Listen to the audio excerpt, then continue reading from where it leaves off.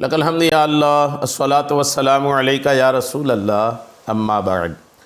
سلسلہ ہے ناظرین کی طرف سے پوچھے گئے سوالوں کے جواب پیش کرنے کا۔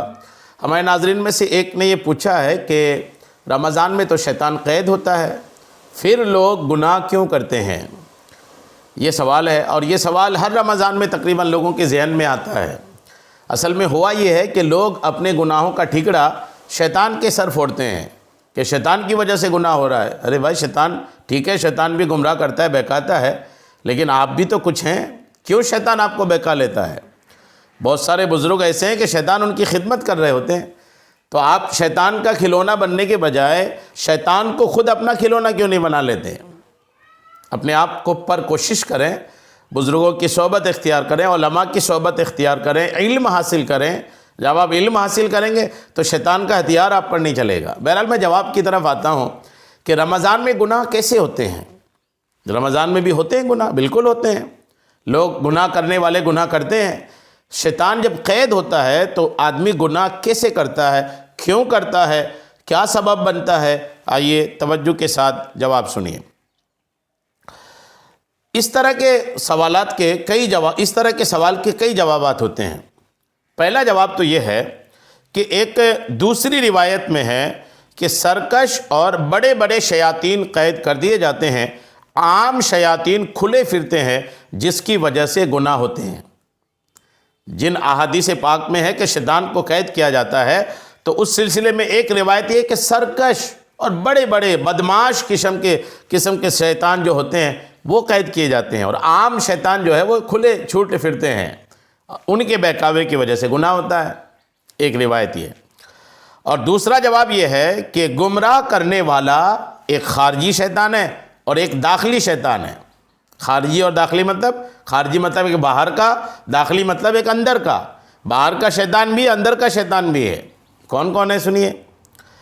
داخلی شیطان جو ہے نا، جس کو اردو میں ہمزاد کہتے ہیں، جو ہمزاد، اور خارجی شیطان کو قید کر دیا جاتا ہے، داخلی شیطان کو قید نہیں کیا جاتا، جس کی وجہ سے لوگ گناہوں میں مبتلا رہتے ہیں۔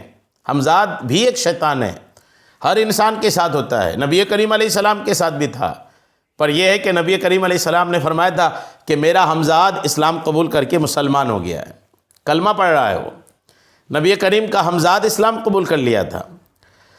اور دیگر تمام انسانوں کے ساتھ بھی ہمزاد ہوتا ہے، اور رمضان میں یہ ہمزاد جو ہے یہ قید نہیں ہوتا، اور جب یہ قید نہیں ہوتا تو پھر معاملات بناتا ہے یہ، اور یہ بہکاتا ہے، گمراہ کرتا ہے، جس کی وجہ سے لوگ گناہوں میں مبتلا ہوتے ہیں۔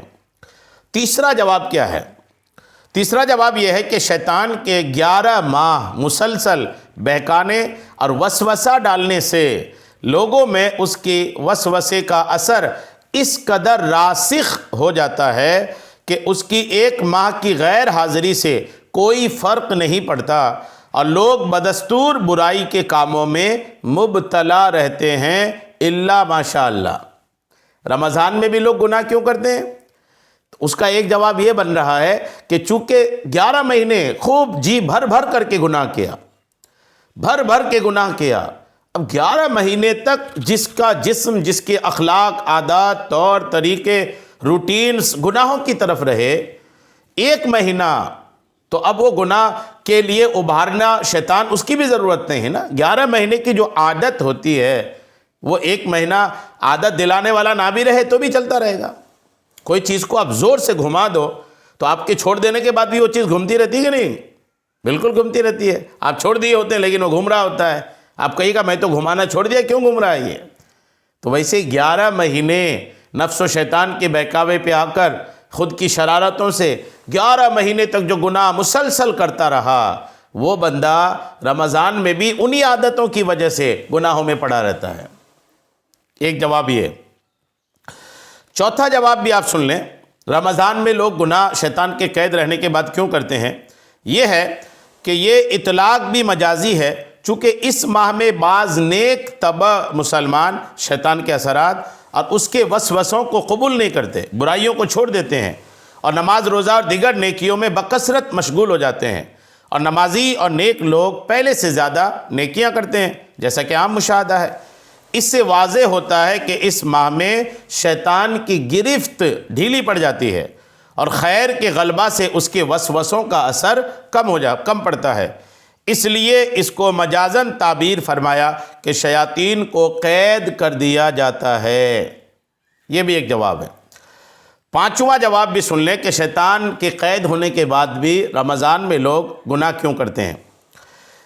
یہ ہے جواب کہ برائی میں مشغول لوگوں کو کم از کم اس ماہ مبارک میں تو یہ تسلیم کر لینا چاہیے کہ ان کی غلط کاریوں اور بے راہ روی میں شیطان کے وسوسوں سے زیادہ خود ان کی ذات اور ان کے ارادوں کا دخل ہے، کیونکہ اس ماہ مبارک میں جب شیاطین قید کر دیے جاتے ہیں اور وہ پھر بھی برائی اور برے کاموں سے باز نہیں آ رہے، تو مان لینا چاہیے کہ ان برائیوں کے وہ خود ذمہ دار ہیں۔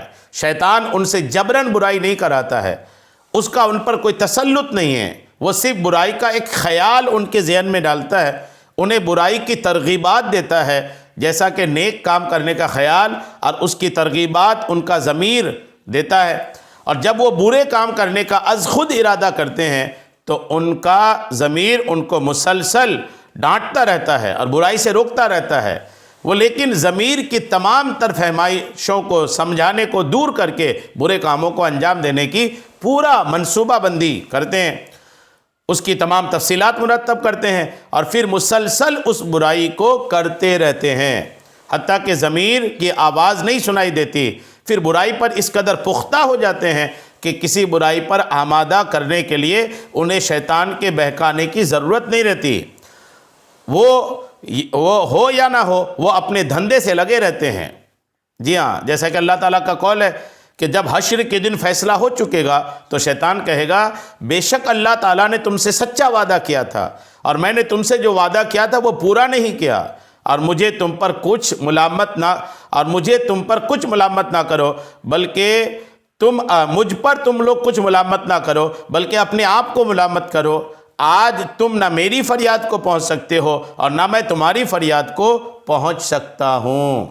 سورہ ابراہیم کی آیت نمبر 22 میں لکھی ہے۔ یہ تمام تفصیلات عمدۃ القاری، فتح الباری اور مرقات وغیرہ میں لکھی ہے، جو باتیں میں نے آپ کو پیش کیا ہے۔ تو امید ہے بات آپ کو سمجھ میں آ گئی ہوگی۔ اللہ کریم ہم سب کو شریعت کے تمام مسائل سیکھنے، سمجھنے اور اس پر عمل کی توفیق عطا فرمائے۔ آمین بجاہ النبی الامین صلی اللہ تعالی علیہ وسلم۔